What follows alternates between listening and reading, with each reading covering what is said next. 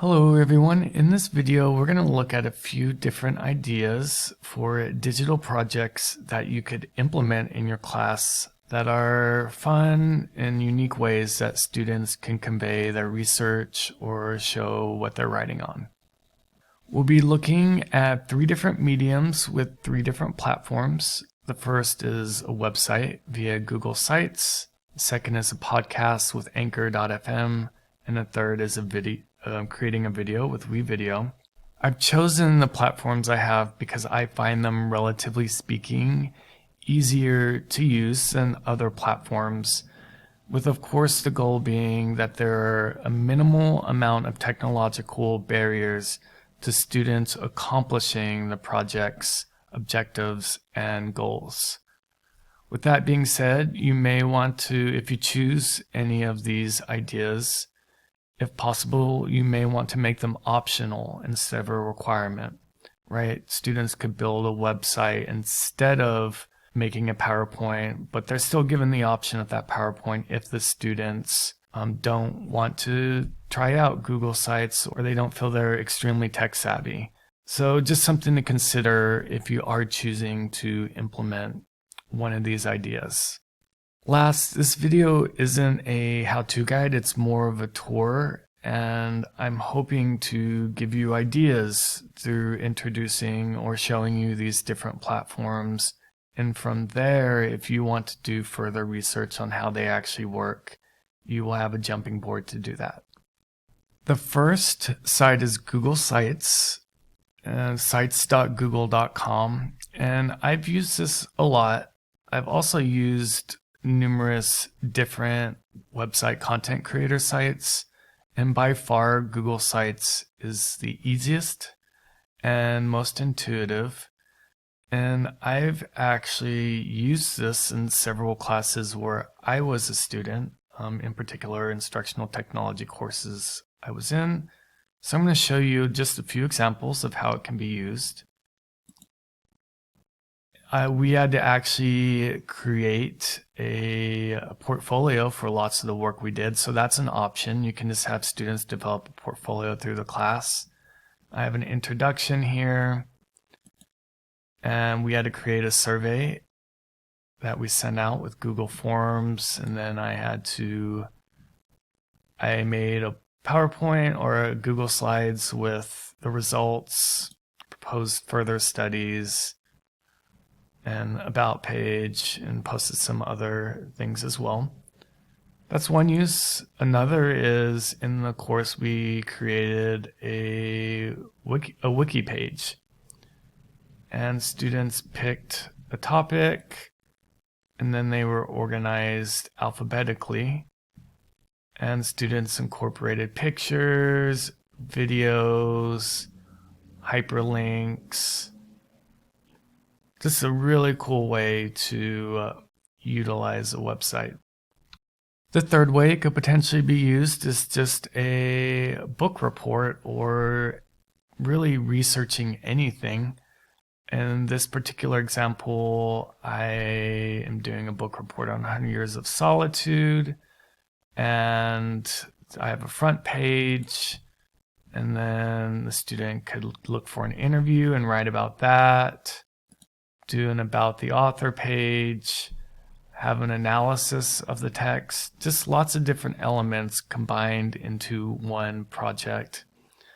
And that's what I feel really is the power of using Google Sites, is you can have different elements of a project combined into one product. The second website I wanted to look at is Anchor.fm, which is a super cool podcast creator.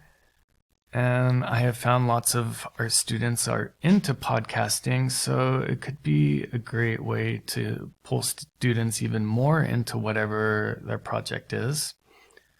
I personally find that podcasts work really great for reflection pieces or identity pieces, where typically they would be writing, but this gives it more of an element where they're able to bring it alive with music and having transitions. Obviously, a podcast would also be great if if the assignment is an interview. Have it recorded, and then the student can do an intro with music, give it a personal touch. And similar to Google Sites, what I love about Anchor is it's easy to use. You can record from the website. Under the record tab, you'll see all the main tabs right here. Start recording, and then you'll have a library of all your recordings. And then you can just simply click and drag. And I like Anchor because there isn't a timeline at the bottom. Instead, you just click and drag everything in the order you want it. And then if you wanted to add music to your clip, you just click the music button, and there's a few other options on the right. And I'll just play y'all an intro clip here really quick.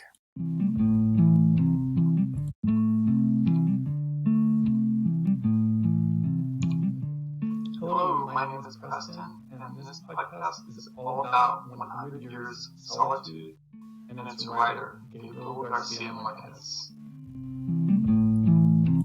If I was a teacher and writing this assignment, I might guide my students by saying they need to introduce themselves in the podcast and then give a summary about the writer, give a summary of the book, and then give an analysis and have it be 3 different recordings or 4 different recordings, right? And they record them all separately, and then the student could add transitions in between.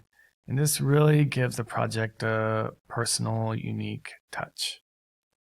And the third site we're looking at is WeVideo.com. And I believe that this platform is great for a lot of different projects, which I'll go over here in a sec. But I want to emphasize that if the students were going to use this platform, they don't have to record a short film. Instead, what I believe WeVideo is great for is the video essay. So grabbing lots of pictures from the internet or some stock footage and editing that all together over their audio. And some examples where this would be great is if students were, as I'm doing right here, students were to create a book report. Honestly, any type of presentation students could create in WeVideo. And instead of having slides, they just have pictures. Some personal statement is also another great use of WeVideo. Students could gather pictures from their life and clip those and edit those together to create a video presentation. And using a video editor it can be, depending on which one you're using, it can be complicated, but I do find that this platform is straightforward. There's a text, a video, and an audio timeline. And I recorded audio for my video on the website. I didn't have to import it or anything. There's a record button. And then I grabbed different pictures from the internet. And I also grabbed some stock footage from a website. And WeVideo allows you to put in text, title slide. I have a title slide. And let me just play this for y'all really quick so I can get an idea.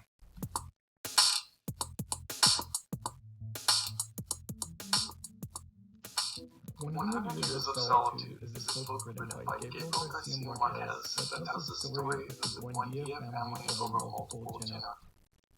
Obviously, it's not perfect. I put this together really quickly. And I failed to mention it, WeVideo does have some stock music, but they don't have a lot of it. As you probably noticed, the music doesn't go very well with the topic.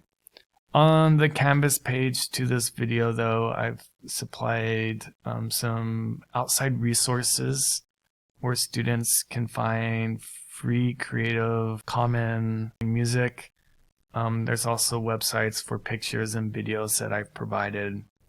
Creative Commons meaning that you can use it without having to pay royalties. And that is WeVideo. I think WeVideo compared to the first two could potentially be more involved and require a little bit more technical skills. So I think it is a great alternative to doing a traditional presentation, but it may just need to be an option instead of a requirement, depending on your opinion on the platform. All right, that's all I have, folks. Thank you so much for watching this video. If you do have any questions or want any help or guidance, please email us at elearning@nwic.edu, and we would love to work together with you on whatever you are thinking about or planning in your classroom.